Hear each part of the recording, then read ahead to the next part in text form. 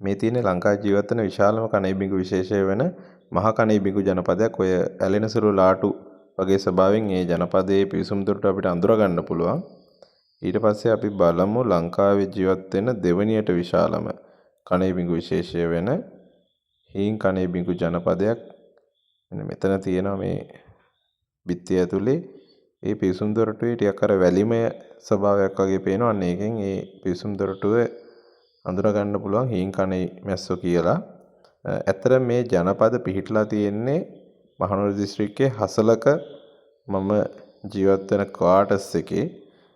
ඉතින් ලංකාවේ ගත්තාම එහෙම කණෙයි බිඟු වර්ග 3ක් ඉන්නවා. ඉතින් පුදුම කියන්නේ මේ කණෙයි බිඟු වර්ග 3ම මේ ක්වාටර්ස් එකේ අපිට හම්බ වෙලා තියෙනවා. ඒකෙන් මේ තුන්වෙනි වර්ගය. ඒ කියන්නේ ලංකාවේ ජීවත් වෙන කුඩාම කණෙයිබිඟු වර්ගය වෙන කඳුළු බොන කණෙයිමැස්සෝ කියන වර්ගය මීට කලින් හොයාගෙන තියෙන්නේ මාතලේ ලග්ගල පල්ලේගමින් සහ මොණරාගල බිබිල කියන ප්‍රදේශවලින්. ඔන්න අපිට දැන් මහනුවර දිස්ත්‍රික්කයේ හසලක ප්‍රදේශයෙන්ුත් ප්‍රථම වතාවට කඳුළු බොන කණෙයිමැස්සෝ වාර්තා වෙලා තියෙනවා. අපි බලමු මෙන්න මෙතන ඉලෙක්ට්‍රිසිටි මීටර පෙට්ටියක් තියෙනවා. අන්න ඒකේ ඉස්සර තිබිලා තියෙනවා මහ කණෙයිමැස්සන්ගේ ජනපදයක්.